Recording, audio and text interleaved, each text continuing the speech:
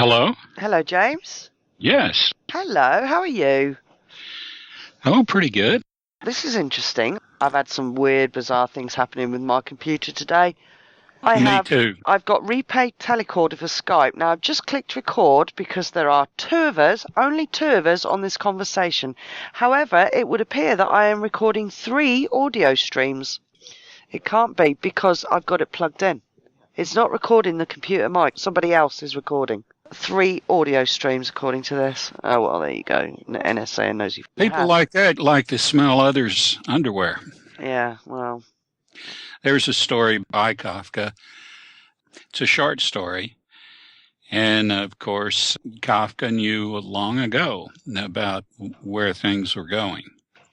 And he writes about this fella who is being surveilled, and he knows it. He can hear the clicking on the phone and so forth. Of course, this was back 60, 70 years ago. Yeah. And so finally one day the guy just has enough, and he just lambasts over the phone. What kind of a person does this and all? Well, a few weeks later, he picks up the phone to make a call, and all of a sudden there's a strange click, and he hears this voice, and it says, in a whimpering tone, everybody's got to make a living.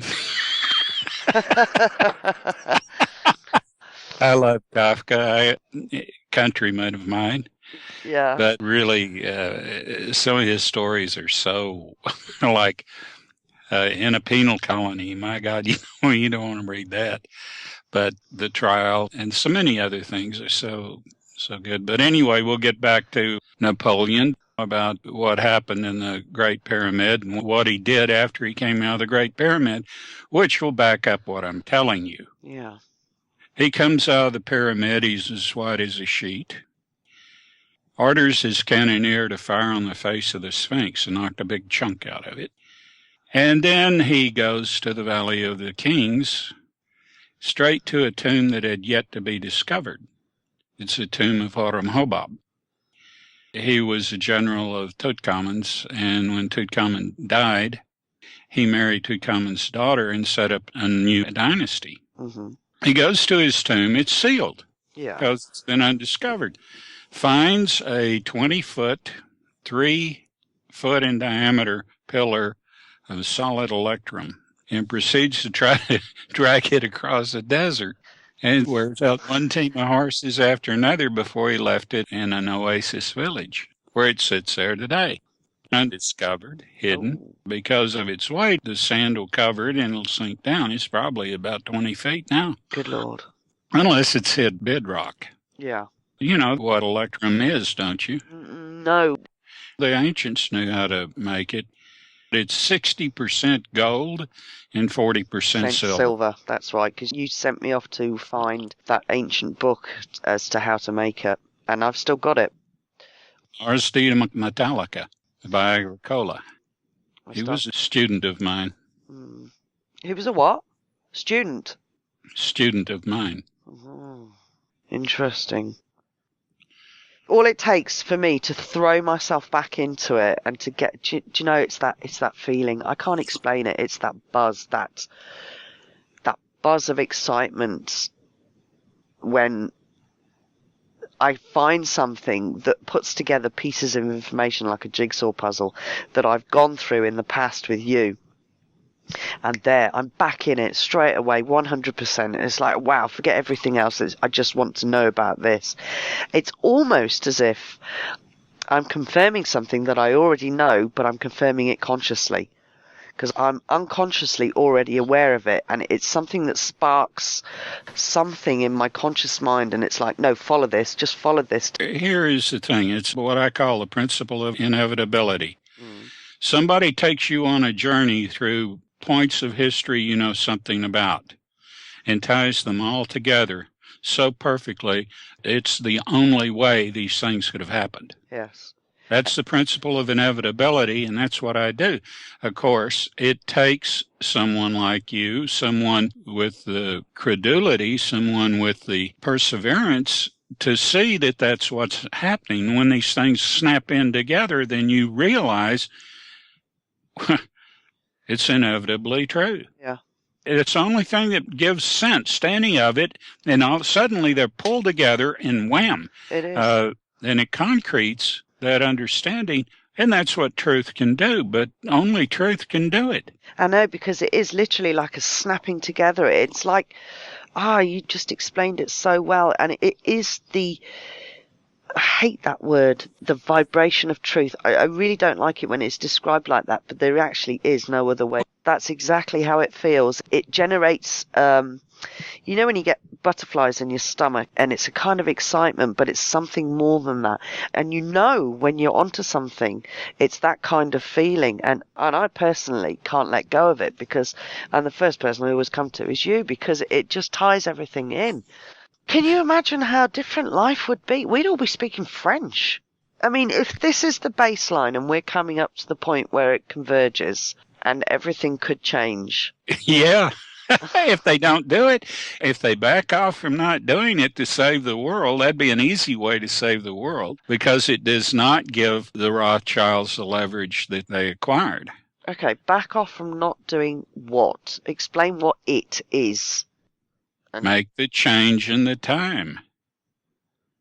Make the change that created the course of events that caused Napoleon to lose at Waterloo. Right. So if they do nothing, everything will change. Everything will change. You probably won't even have been born. Really? Yes.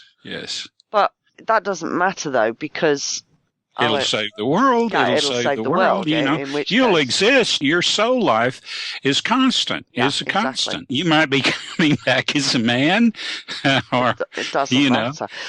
So if this baseline doesn't change and they don't do anything, then theoretically, everything that we've done won't exist, but it won't matter.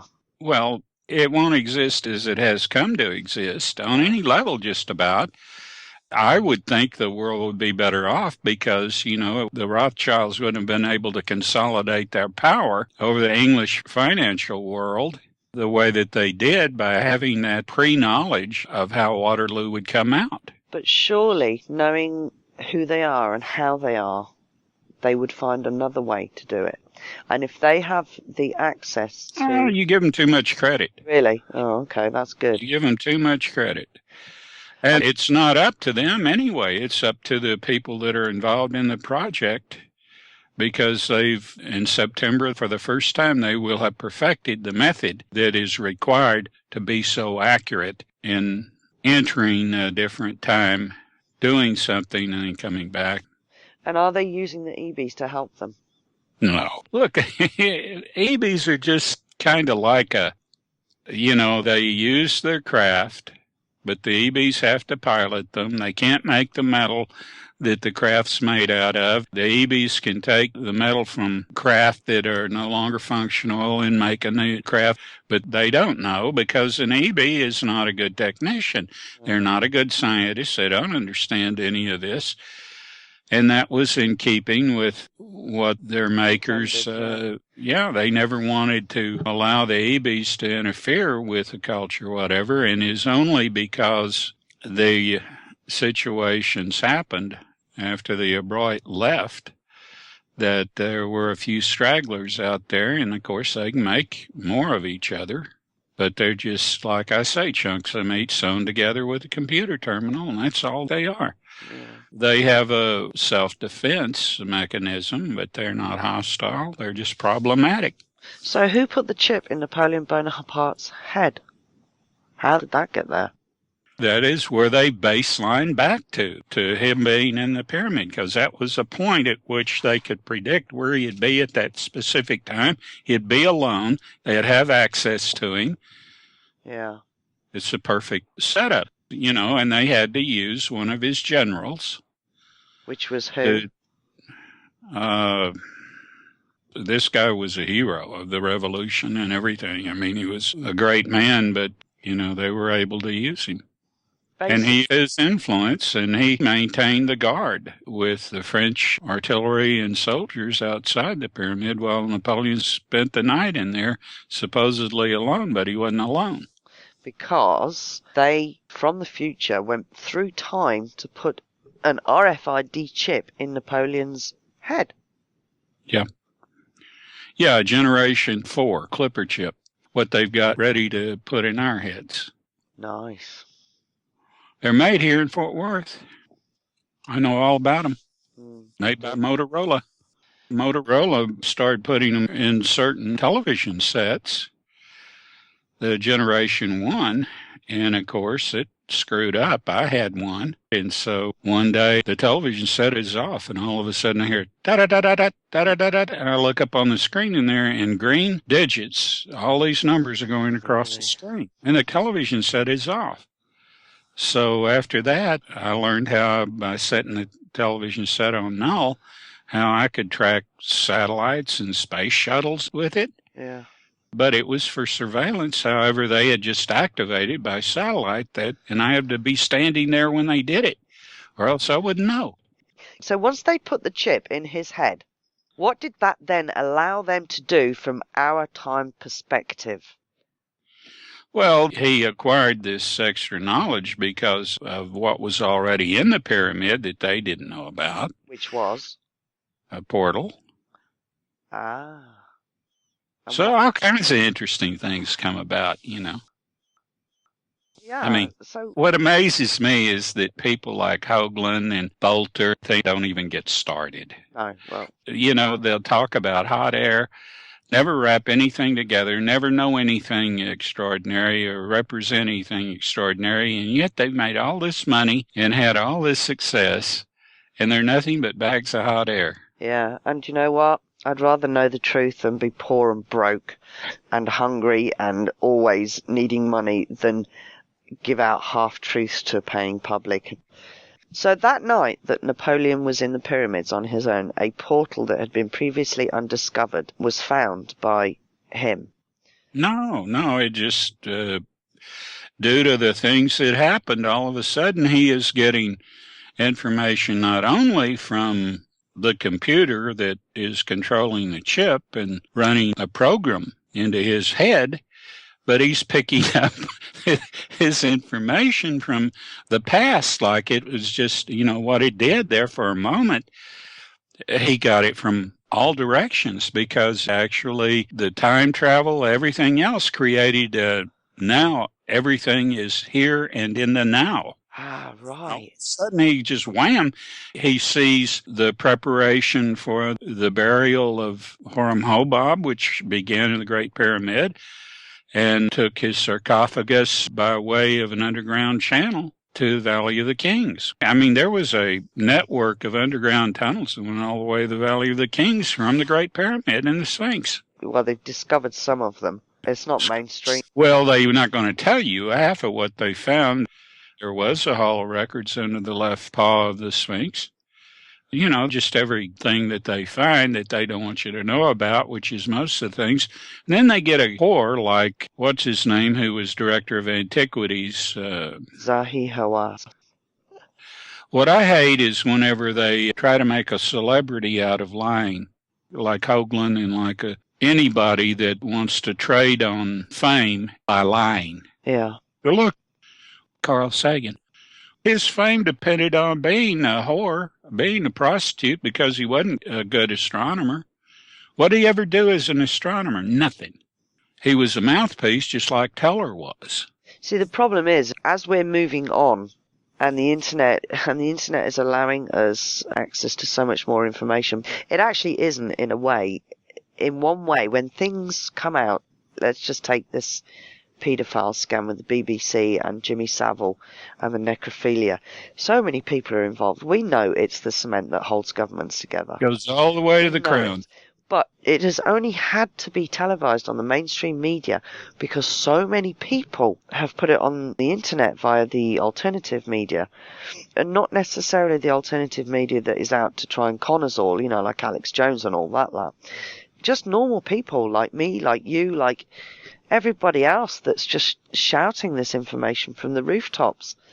And I think this is having a snowball effect whereby they're losing control of it. Well, a lot of it they don't know. I mean, who in the hell knows actually is actively involved in knowing what I've been discussing just now? Wouldn't be a dozen people on Earth. Yeah, quite. And if that, I put some things together for them in the hopes that among them will be some that'll say, hey, this isn't right. We shouldn't do it. Because it's not that I want to lose my friends or the history that I have with them and so forth, but, saving the world is, for a better chance and given more time, because things are looking bad. Yeah. You don't need to sugarcoat it for me, James. I know things are looking bad.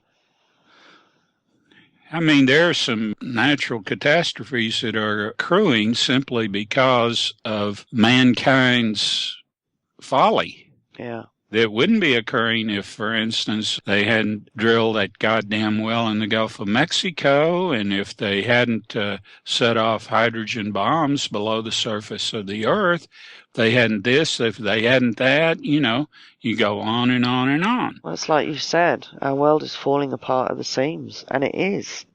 Well, you'd already be a place where complex life couldn't live if it wasn't for the work of the EMVs in Utah. They're holding this planet together. Yeah, but for how much longer can it happen? That's the problem. That is the problem. When you are creating genetically enhanced diseases, I say enhanced, making them more lethal if that's an enhancement. Yeah. For the monsters, of course it is. And then GMO foods, chemtrails, HARP, on and on and on. And that's just what is known. Everybody ought to know about that. But there's only a handful percentage that does because they're afraid. And then there's the mind control. Yeah.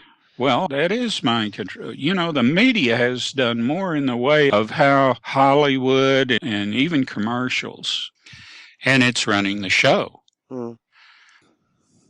Right, okay, let's get back to Napoleon because I'm really interested in this. This baseline point in time whereby they know Napoleon is going to be on his own. Everything happens to him at that point. They implant the clipper chip in him. From that point onwards, Napoleon, well, it's written in history. All of a sudden, he just becomes somebody completely different. Yeah, and he has all this knowledge, and he motivates this army that were basically, peasants and God knows what else. No, he already had. I mean, he'd already done that. Yeah. Right. But from then on, he becomes less, not more, and loses the support of quite a bit of the military, loses support of the people at large because he makes himself an emperor.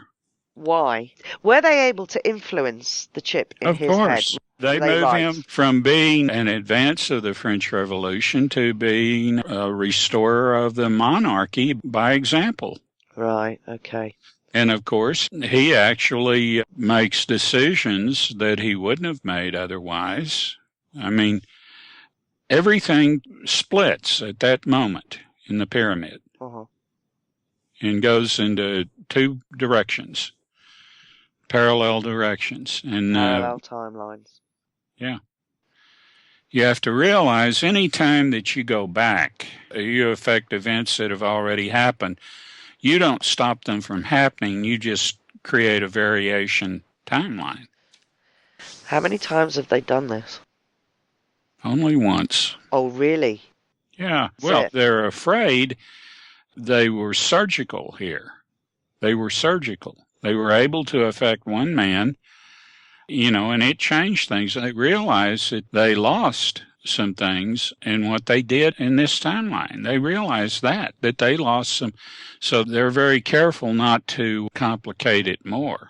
They realize now that the complications are beyond their ability to control, and being control freaks. This is why when this is resolved, there are people that come in and straighten the things out for the protection of the continuum. But, of course, when you have a planet that is about to lose its aspect in the continuum, then you do make an alteration because there's no point not to. If your lineage doesn't survive, it's as though it never existed.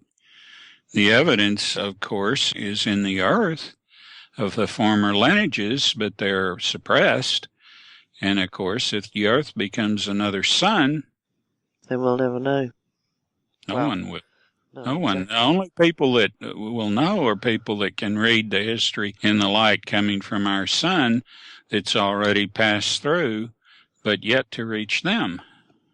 There's a way of reading histories and even reading the variances due to interruptions in the continuum. There are all kinds of things if you have advanced technology and want to.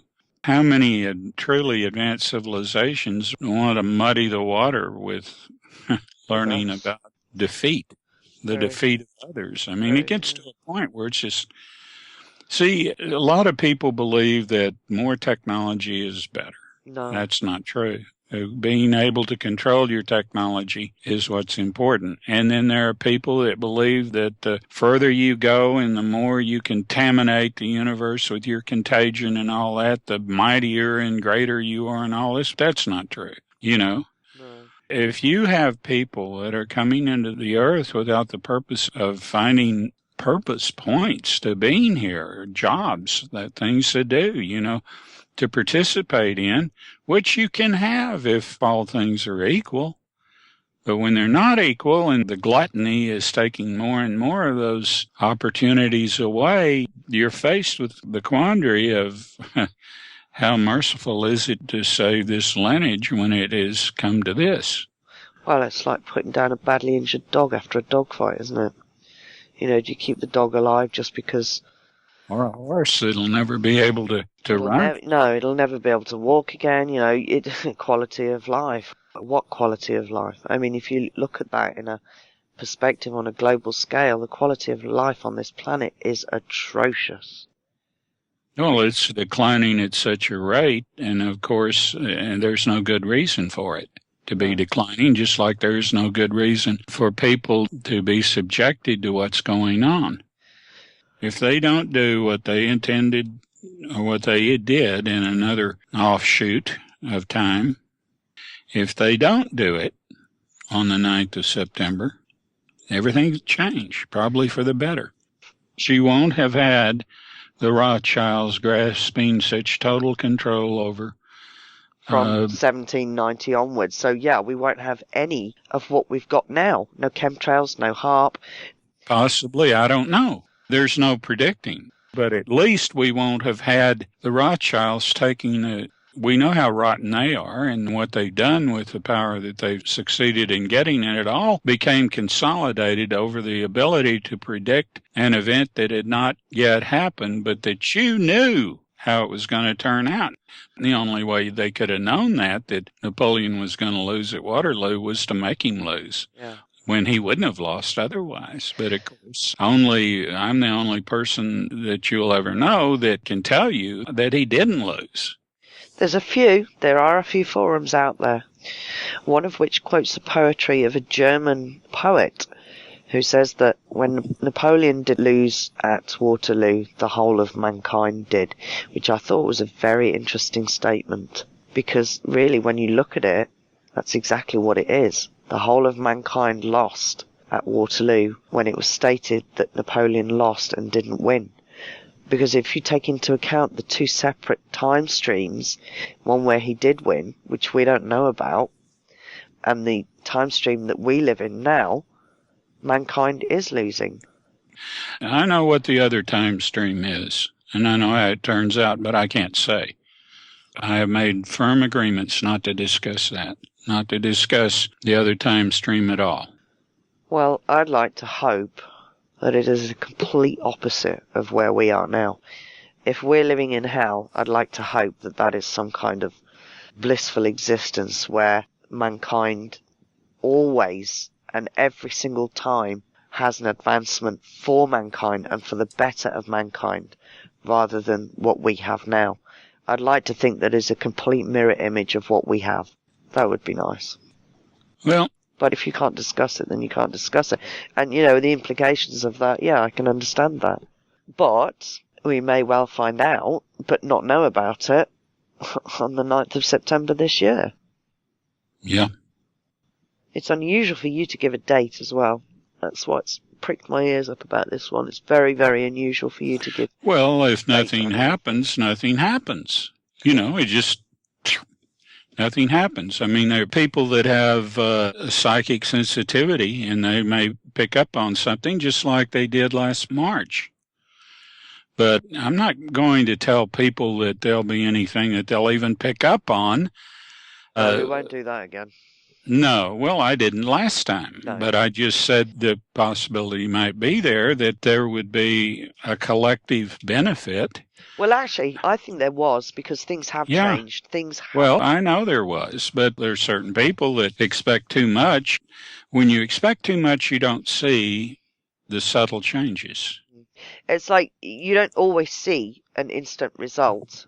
Only in the future, in a different time, do you look back and go, that was the defining moment. Oh, there's even more to it than that. There is that the people are changed by the change, and their perceptions are changed, and they may think that nothing has happened when it has, because they've changed with it. But look at all the things that have come out, despite being hidden for so very, very long.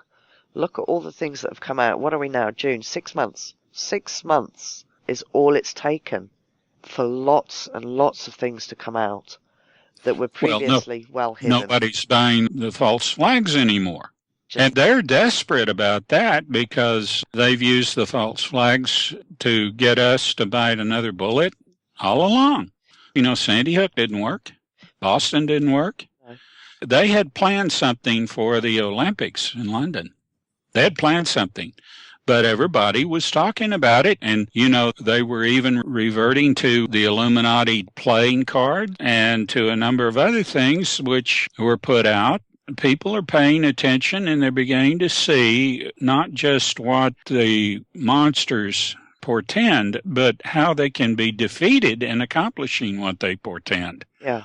And I started that over the New Year's Eve celebration that took place in Times Square, you know, as 1999 turned into 2000, and put the video out, and it changed it. And since then, there have been a number of things they portended that they haven't followed through with because they knew that to do so would give me too much power. Not so much that. I mean, yes, there is that, but also that there are too many people who have got their eye on the ball now. Way too many people. Yes, but at those key times, it would have given me too much power. Right. It would have given me too much power when I made the prediction, the warning to the people of South America. It would have given me too much power to recognize and admit that I saved those people in the siege in the Davis Mountains, and that I was to get out the information that I had on how $2.8 billion was stolen from the Treasury of Texas. All of this, I mean, they've pussyfooted around a lot of things that normally would have come out, but they did not want me to get the notoriety I would have gotten if given the recognition they would have given anyone else. Let's go back to Napoleon. How was it that the news got back to England that he had lost? They didn't. They knew what was going to happen. They lied about the pigeons or doves or whatever. They lied about all of it. They knew it was going to happen because they were involved in making it happen by time travel. So they could see events. It already happened. Right. It already happened. It had already happened. And they knew that the world that had been created, they had not worked out, that the Rothschilds did not succeed, and that they were not a powerful factor in the world like they wanted to be. So once the technology developed where they could put money and resource into a machine that could do what they wanted to do, that's what they did. So they went back and they changed the course of events, creating another timeline where they were what they wanted to be and have the control and power that the Rothschilds were able to acquire over knowing already in that timeline how that battle would come out and being able to go on the stock market and make investments that would greatly appreciate, knowing that the monarchy, knowing that the Lloyds of London, knowing that all these other instruments of the monarchy would be preserved. Because everybody was ready to dump Lloyd's of London stock and all this other stocks. Wow. And so who picked them up for pennies on the dollar? The Rothschilds. And so they walked off, having been able to consolidate so much financial power that the crown became a co-conspirator with them from that time on. And the Rothschilds financed the Third Reich. Hitler and the Nazis became co-conspirators with the Rothschilds. And they've pretty much funded every single war since then. Yes, because there's no better way to control another person than through debt. So how do you put them in debt? You start wars that they have to borrow money to fight. Yeah. They've got that down. Yeah, they have. Zionism is part of their machinery. The Illuminati are their own private army of 2 million who are criminal, who control judges and control congressmen and control this and control that. They have 7 justices on the Supreme Court. It just explains so much. I mean, it encompasses so much. And it makes so much sense when you take it all into account. Right, so I know that Myrid wanted to have a conversation with you about this because she wants to put things together in her head as well. But I have to come back later on tonight and chat with you again. Would you be up for having a chat with Myrid as well later on? Sure. Excellent, good. I should be really pleased about that. Okay, right. All right. Hello? Hello. Hello. Right. How are you, ladies? I'm fine, thank you very much. Fine, thank you, James. Myrid, I'm sure you've got questions for James about Napoleon, which really fired me up today. So while I eat a few peanuts, I'm just going to just let you talk about that. Well, I'm not an expert on Napoleon or that time period in history. I know enough, but the whole thing started when I spoke to James about it before a while ago, because when that story came out in, I think it was 2010 when it first came out, I'm pretty sure, because of what was going on in my life at that time. And it really intrigued me because it seemed so completely out there, you know, to someone who's just kind of new to the whole aspect of ufology and all that goes along with that, which is pretty massive when you start getting into it initially. And I had been a little bit from 2007. So when that story popped up, it caught my attention because of its relation to history and time. And that's why I never really forgot it, even though there was a part of me that was incredulous and thought, this can't be right, surely not, can't be true. And that's why... They find chips in the heads of some of the pharaohs, too. Have there been stories about those findings, James? Because No. Are you kidding? But what James said was really interesting earlier on. But I know you wanted to talk about this because it's mind-blowing. You know, I don't sit here and think, that's rubbish. To me, it's like, yeah, that makes sense. Okay, that's great. when you factor in the time thing, yeah, it does. And I think that's the hard part to, you know, hurdle for some people to get over, the time side of it. You know, if you had that level of control and power, then what would you do with it? And what can you get away with? That's what intrigues me. You know, what is allowed to happen? James, would you be able to tell Myrid what you told me earlier on? Because I think this bit about Napoleon is really interesting, considering it is the baseline of everything that we're already suffering the consequences for. I know you hate Where to begin? yourself. Yeah, where to begin? Where to begin? Napoleon was in Egypt as a conqueror, as a matter of fact. Although he didn't bequeath anything of the French Empire there when he left, so did the influence. But his experience in Egypt is what started French Empire motifs, which influence your art a great deal. Married. Really? Oh. Yeah, your art is more Art Deco, and Art Deco is a development from French Empire. And what came out of that was the exquisite use by people like Fabergé of design. And today, the Art Nouveau and Art Deco are directly generated from Napoleon's experience and what he took back with him from Egypt, because the Egyptian motif plays so strongly in it. When he was in the pyramid overnight, I say this, that he was appointed to be there. And this was pretty well set up by his closest general, who was the most heavily decorated, even more decorated than Napoleon himself. He went in and stayed alone overnight, and when he came out the next morning, he was white as a sheet. He orders his cannoneer to fire on the face of the Sphinx and blows a chunk off the face. Is that where the nose came off? Yeah. Then he heads for the Valley of the Kings, straight to an undiscovered sealed tomb, the tomb of Horak, who was a general under Tutankhamun, and who married Tutankhamun's sister after Tutankhamun's death and established a new dynasty. And so he opens that, and I know that he had access, since it was sealed, to the papyrus, which has never been disclosed, never surfaced, which is another interesting thing, showing a distinct change in him since he came out of that tomb. But he also has this extra knowledge. And he finds in the tomb a pillar that's 3 feet in diameter of solid electrum, be worth a number of billions of dollars. And he tries to tow that across the desert. Of course, he wears out several teams of horses before they give up, and they leave it in an oasis village and head on back to France. How would he have known it was electrum? I presume this is information that he got when he was in the pyramid overnight. Yes, of course. So he must have known. In order to flog all those horses, he must have known.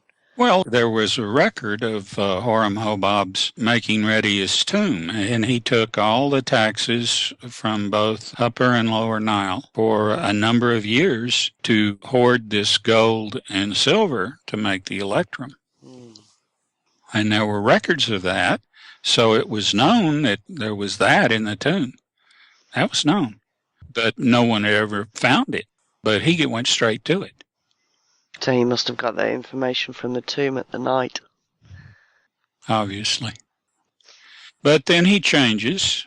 He comes out and he starts doing things that are counter to the ideals that had made him so popular, both to the people and the military. He did maintain his front line of bravado, which was so popular among the troops. He didn't desert that, but he goes back, established himself emperor and Josephine empress, and starts betraying the people for the nouveau riche. In fact, that's when that expression became so popular. And de Stendhal, who was in the Russian campaign, the March on Russia in 1812, wrote about that, and he wrote a novel, Le Rouge et le Noir, called The Red and the Black, which is a fantastic novel, although de Stendhal was a prick too. He thought of himself as an aristocrat. He was an officer under Napoleon, and in his autobiography, or let's say his bios or his own history with respect to that campaign, which is in a work called 1812, de Stendhal writes about how they couldn't spare room for the wounded and the men whose shoes were worn out and they were freezing on their trek back to France from Russia because they didn't want to lose their toiletries and their carriages. But de Stendhal's novel is very good, and it's considered one of the best of the period.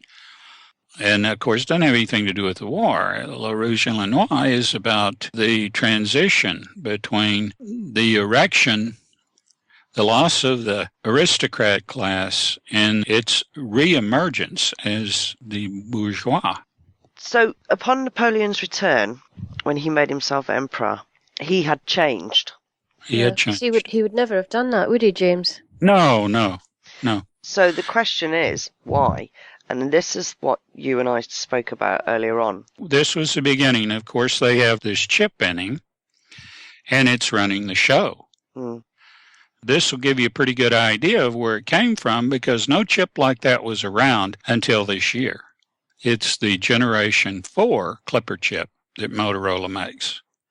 And nobody's talking about it. I'm telling you something you won't see in print, you won't find anywhere. I just happen to know because I can walk down to where they make it in 15 minutes. So that means that at some point this year, after the Generation 4 Clipper chip was developed, they implanted it in Napoleon's head. September 9th this year. So it hasn't happened yet. Nope. No. Okay. No, we're living in a broken timeline. Maybe now you'll understand what I mean by partial manifestation. Yeah, yes, now I do understand. Because this timeline is only partial. Partial manifested. Yeah. This particular timeline that we're all in now. Yeah. Is partially manifested because it cannot be allowed to be fully manifested because it is atrocious and it is deviant. You have a broken timeline that has begun in the future and emanates from a change that has happened in the future. Because remember, when I tell you, if time travel is possible, will ever be possible, has ever been possible, is with us now. In any direction, coming from any direction. Yeah. So we are suffering the consequences. And then there are permutations to that, but I won't go into that because it's never been discussed in this lineage. You need some kind of framework so you can draw the comparisons. If I give you totally raw material, you'll lose it because you won't have anything to reaffirm it. At least with this, there are things that'll start clicking, that'll start putting you in where I'm taking you, like the chip and so forth. But there was no chip that could actually influence behavior that markedly until this year. And Motorola has produced it, and it's going to be used. As the RFID chip. Yeah, because the change begins when he's in the pyramid. They know he's there. They know he's alone. They have access to him. And that's the only time, because he had guard around him at all times except then. And he was talked into doing that by the closest trusted friend he had, who is his top general. Who must have been in with the Rothschilds. Or someone else. So is that going to play itself out again, regardless? No, it hasn't happened. It's not again. It's not again. You have to understand all time is now. Yeah, got you. In a second. This hasn't happened yet. They haven't implanted the chip in Napoleon's head yet. But because we view time as linear, we think we go forwards and backwards in time. It doesn't. It is all now. But if you compress time, correct me if I'm wrong, James, you can enter it at any point without disturbing the continuum. That's what I do. Yeah. I can compress time. They've no idea. Most ETs can't do that. They've heard me talk about it, and they know that it can be done, but they don't have. It takes more than they're capable of doing. So, is there a way for us to prevent them from carrying out this deed on September? No, I bring it up because I know we're being listened to, and I hope that it reaches the people that are involved so they will reconsider doing it. Now, if they do, though, all my friends that I know are just going to disappear. You'll be in some other farm. You'll be another person entirely. You'll be trucking along, but maybe the world will be a better place to be in. Wow, so be it. That's what I'm hoping. I think that you'll be given more time, and maybe you will have found good leaders, but the Rothschilds used that knowledge of how Waterloo was going to come out to consolidate their financial control over London and England. And that made them even with the crown in power. And of course, they could hold so many things over the crown because the crown wanted to get the colonies back, namely America. The crown wanted this and wanted that. Couldn't fund any of these things without the Rothschilds, because the Rothschilds had the purse strings, not Parliament. When knowing that they could make Napoleon lose at Waterloo, they could invest so heavily at people that were trying to get ready to leave for the continent or do so many other things. They acquired all the wealth they needed to exercise control of the Bank of London, to exercise all kind of manner of stuff. And once they could solidify a power source, then they could get people like Disraeli in. They could do all sorts of things. They could make the English play ball with their plans elsewhere, like World War I. World War I enriched them.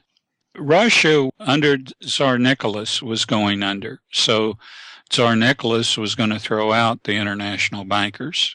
He was already planning to make an anti-Zionist pogrom campaign, a number of things. So they, both on the Menshevik and Bolshevik side of the revolutionaries, were planted Rothschild agents. Now, oddly enough, they counted on Stalin too much, because Stalin wasn't a Zionist like Lenin, like Trotsky.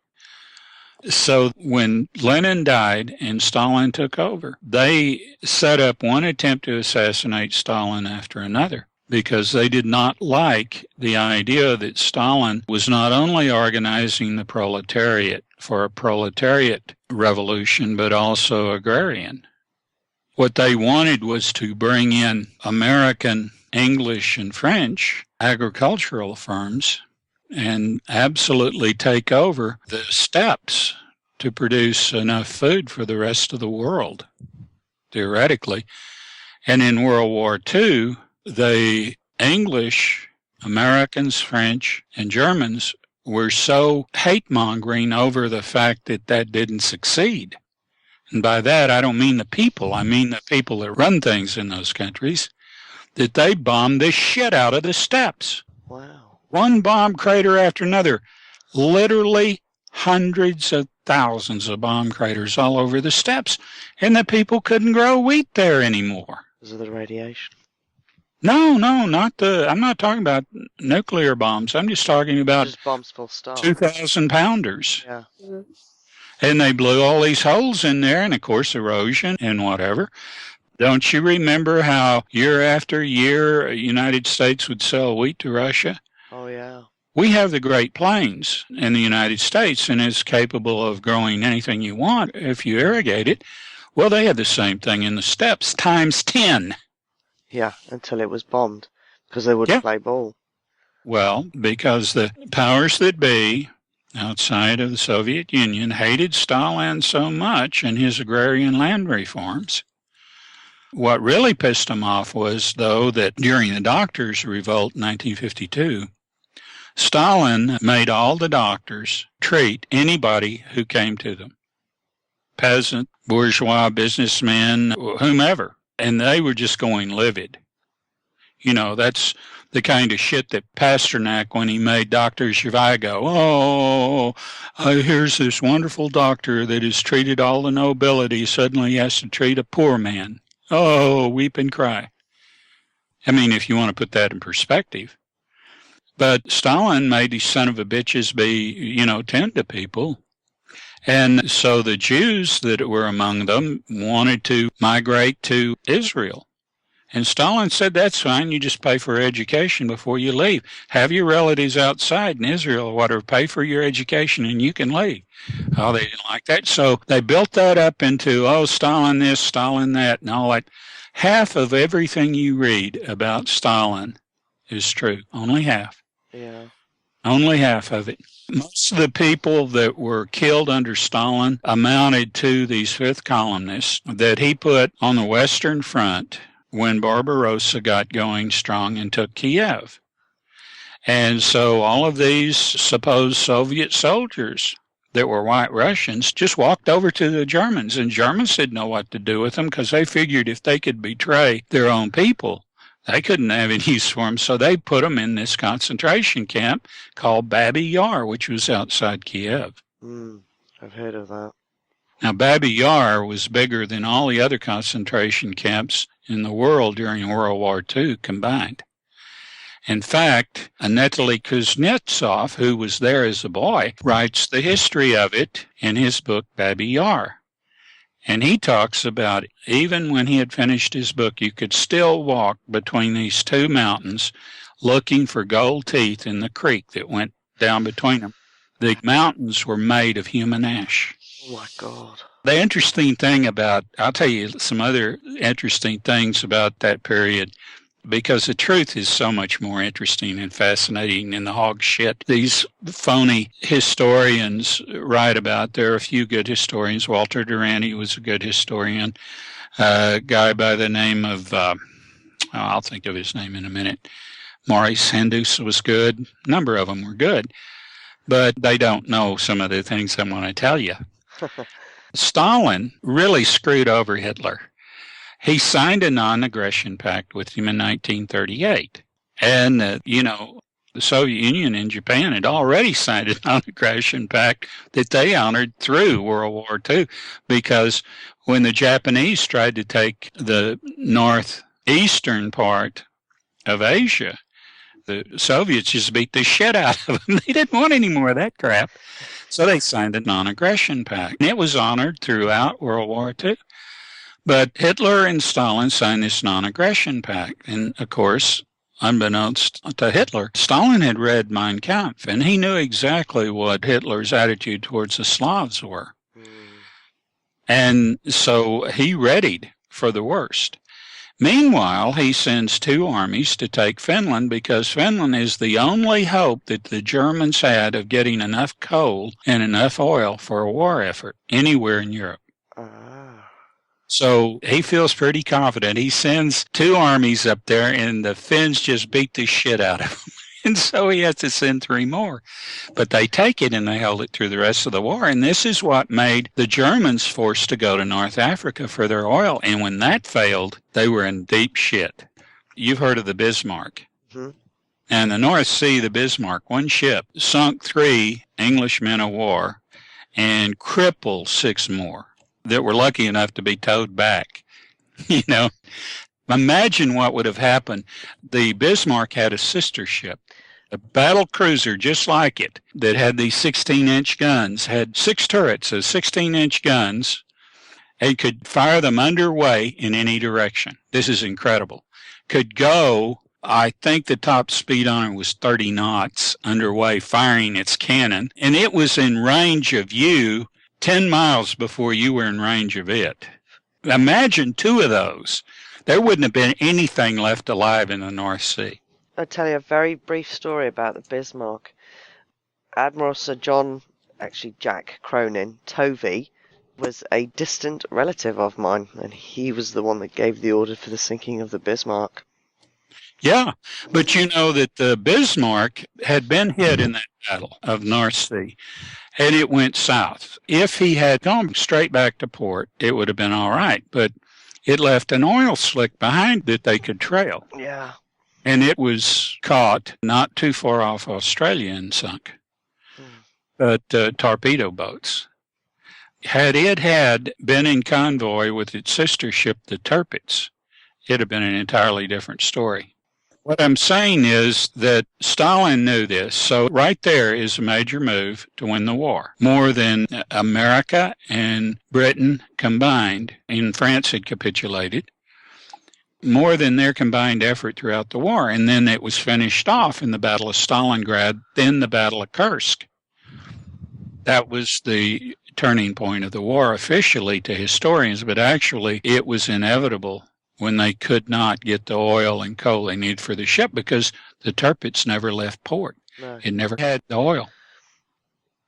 Now, with this going on, and before Hitler could really figure out much about his preparation for Barbarossa, Stalin personally goes to Kiev, and he supervises the mining of downtown Kiev, because he knew that when they invaded the Soviet Union that they would establish their headquarters downtown Kiev. So he just loaded the whole Kiev with high explosives. Yeah. Now, you probably heard of Yezhov. Yezhov was head of the NKVD. Later on it was called Agpu, and then later on it was called KGB. Mm-hmm. But the NKVD, the secret police, when Stalin went down there, he knew that it would be several months before he returned. And so he left Yezhov in charge. And Yezhov went nuts. And he started this purge. Well, there was one man in the Kremlin, and he wasn't the top dog, by the name of Beria. And Beria couldn't sit still for that shit. So he personally took his life into his own hands and went down to tell Stalin that Yezhov had gone nuts. And Stalin looked at him and said, "You think you can do better? You go back and take his place." And Beria was the head of the NKVD during the Doctors' Revolt. And he's the only reason that they didn't behead those doctors. You know, no matter what you hear from the Zionists, they didn't kill them, they didn't exile them, they didn't put them in gulags or anything like that. They needed them. Interesting. And most of the people that went into gulags were among those white Russians that defected to the Germans. Well, there you go. Nice little history lesson. Yeah. Well, Churchill wasn't the great guy that you guys were told he was. Oh, no.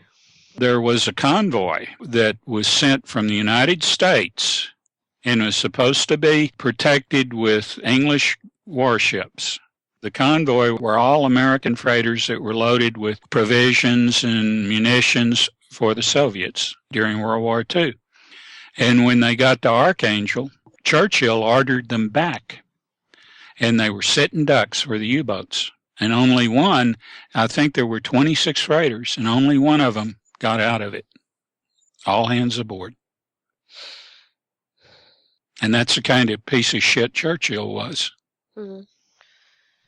Churchill was, you know, there's so many things to tell about Churchill.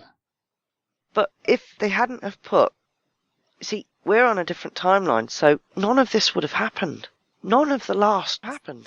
Of course, we don't know what would have happened, but it's unlikely that many of the bad things that were so organized and so delivered as a basic conspiracy, a master conspiracy, that wouldn't have happened because the people that have engineered all this and funded it, the Rothschilds, wouldn't have been that powerful. Okay, so they must have been able to see some of the future if Napoleon had won, which is what gave them exactly the onus. Exactly. So how much of a future did they see? Were they able to dip in and out wherever they... Just remember that this happens in September. So that answers your question, doesn't it? No, that's just confused me even more. They know what happens. Right, okay. They know what happens. Plus, and here's the thing that brings in another element there's no use in talking to about right now because there's no basis for it. You can't find any basis for knowing how, when this is done, the extended timeline is known by the modified. And it's one of the principles that I teach in unified consciousness called the principle of inevitability. The extended timeline is known by the modified. See, all they have to know really is the danger that exists if the monarchies are taken out, which Napoleon had originally intended to do. That was his drive. An emperor is a monarch, isn't he? Yeah. So that is a graphic change. You have to admit that the change took place, first of all. You have to admit that. Yes. You have to admit that the Rothschilds had to know before the fact that Napoleon lost at Waterloo because they've never been known to risk a penny. And if they hadn't known, they were laying all of their wealth on the line. That means, to me, I could be wrong, but that means that they could see both timelines.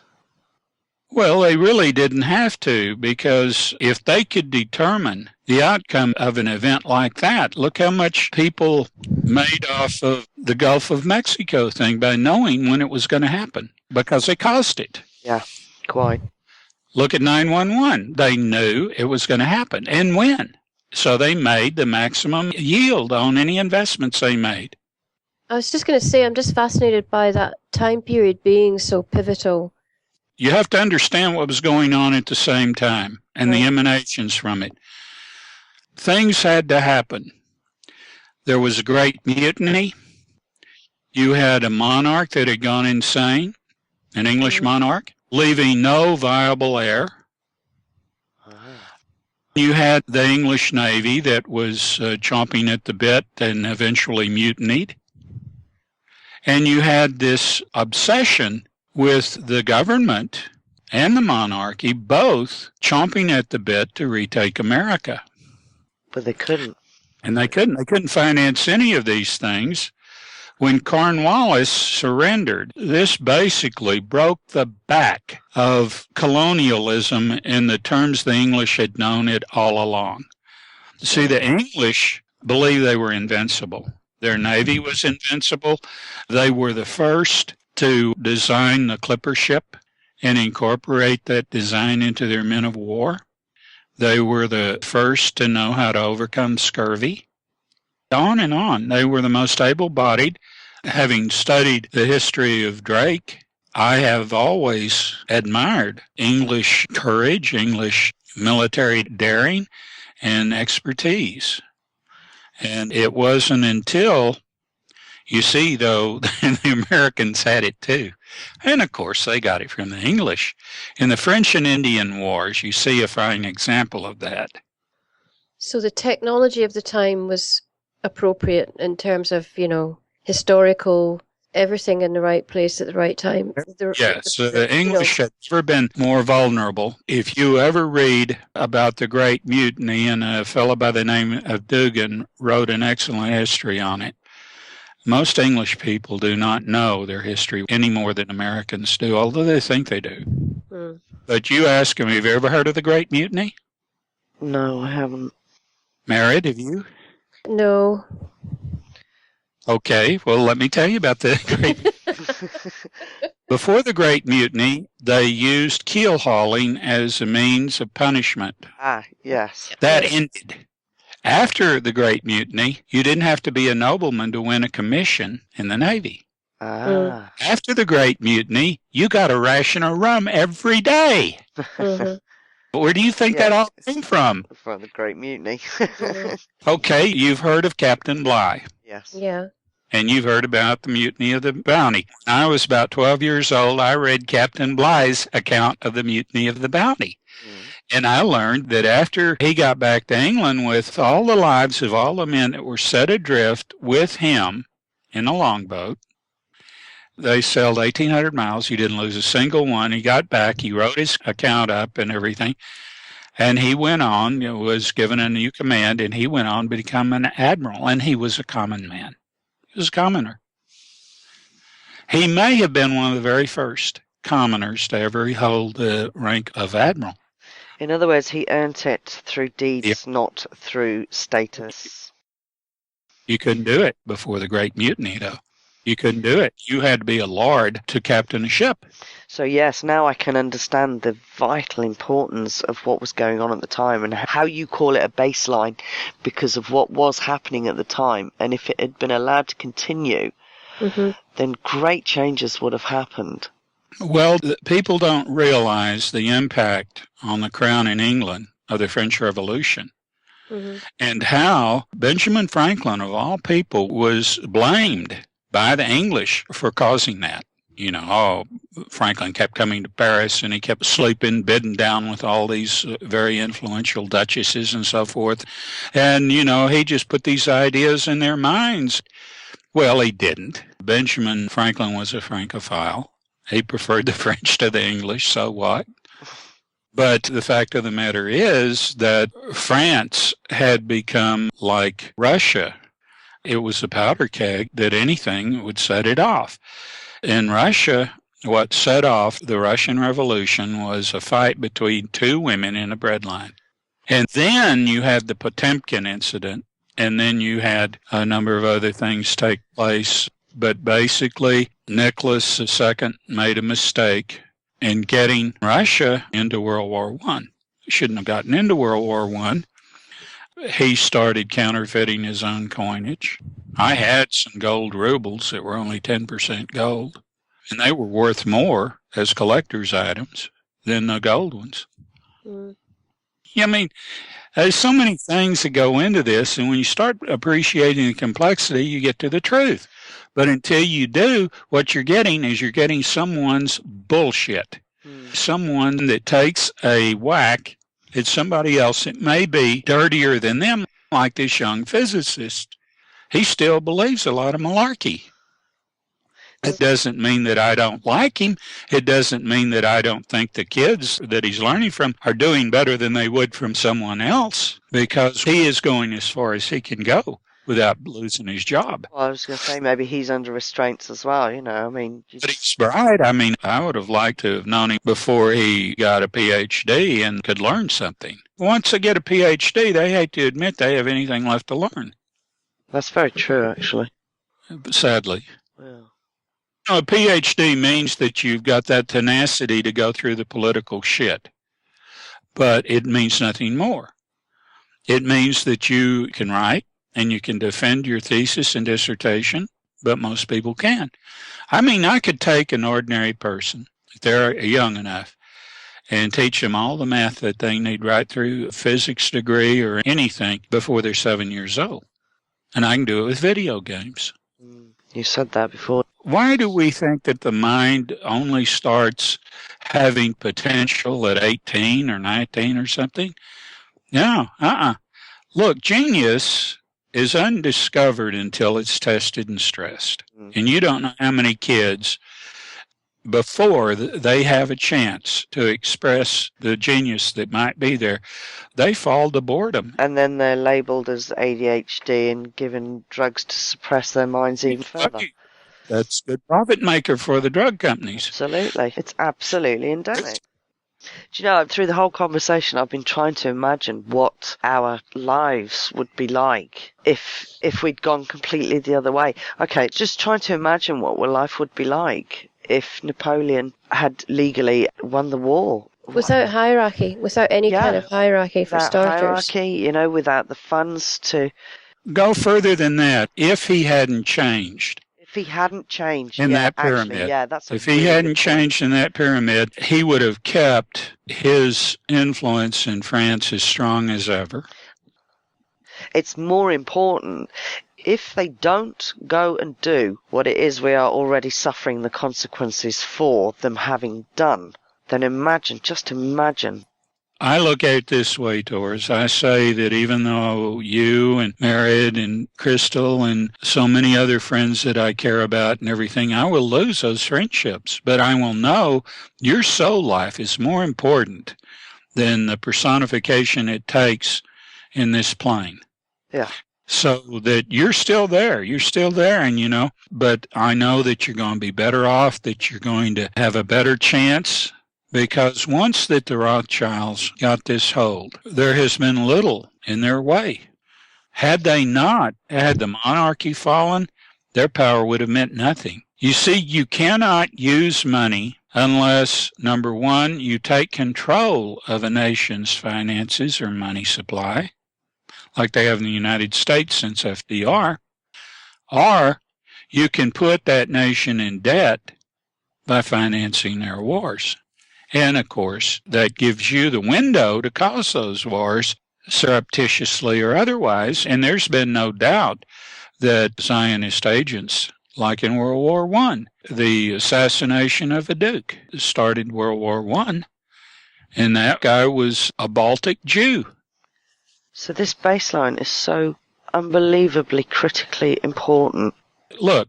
You can reach a level of sophistication if that's what your emphasis is. If your emphasis is to win influence and power, if that's your influence, you can figure out what the important factors to cause things to happen your way are.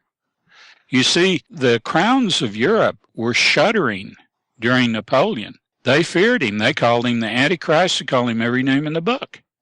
But, if I'd been an Irishman or a Scotsman, damn, I'd have gone and fought for him. So there was a lot of support for Napoleon. Because, oh, God, yes. Yeah, yep. So, a lot of people could see what it was he was trying to achieve.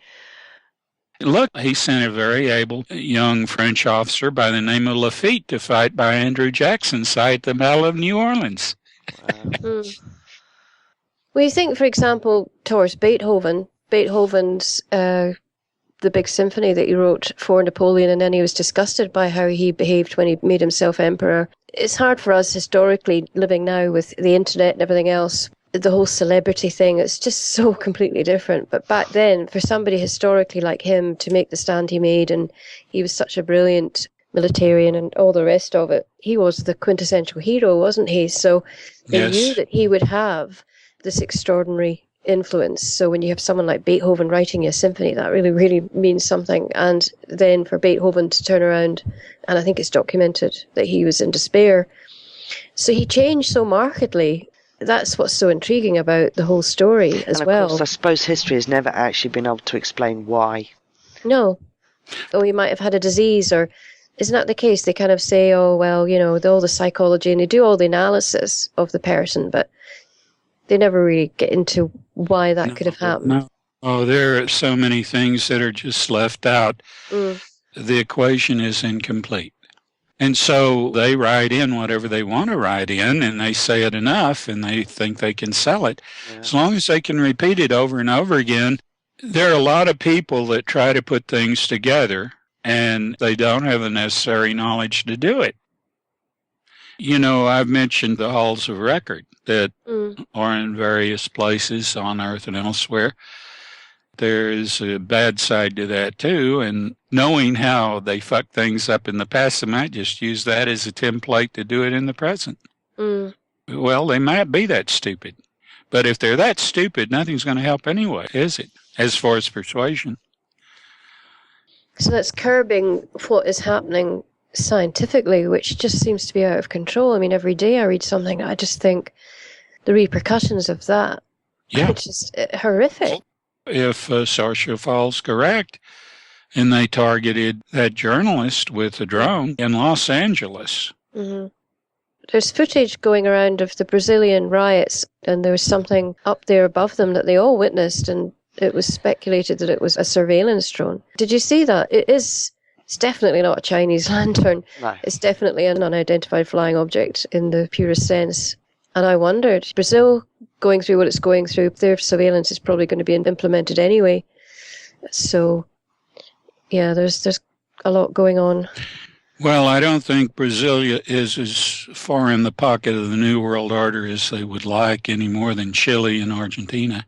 Right, yeah. They would certainly like it more so. They have spent so much asset on putting dictators into leadership roles in South America, Central America, that they can't get it through their heads that the people have become knowledgeable enough to know that these so-called gringo clones are not going to work for them. What we've been talking about in terms of moments in history, I don't know if you guys feel this way, but I just feel this thrill at the moment. I mean, it's terrifying. It's terrifying and wonderful at the same time, because you look at what people are going through. I mean, Turkey, those people with grannies on the streets, and it's the most exciting horrific time to be alive. It's horrific. The violence is horrific, but at the same time, you just feel for them. You just think, yes, go for it. You got to look at your role in the times. You know, that's what the Scots did against George II. That's what the French did against the English. We're doing it in our own way with stuff about geoengineering and trying to, you know, have a voice about the things that people don't want to talk about because they're scared or they don't believe it, and they need to learn more about it in order to understand that it is happening. You know, it's in their face. So it's all the different levels to it. It's fascinating. It's frightening and exciting at the same time. It's very much so. Yeah. Somebody just stumbling on one of your interviews is going to have an amazing experience, and they might come back for more, they might not, but you'll have given them something to really, really think about. Yeah. That's right. That's the important thing. I said when I first started interviews that I'm not here for everybody. I understand that. I'm here to strike chords with people that are open. And I tried to explain that when I got on a couple of forums, but they hit artists there. Oh, you can't do it on forums. It's full of shells. They're full of shells. Forums are just the worst places to try and educate people. No. I think the blog comments have been really good. Haven't they? Yeah. We have had some. Well, you know, when I say that the question earns the answer, that's what I mean, because you got some really smart people that press me for answers, and they deserve what they get, and they do. if I'm saying things that I haven't said before, it's because it's the first time I've been questioned about it. Yeah. And I'm not inclined to talk about something voluntarily just to start off the top of my head, because I like to know where people are.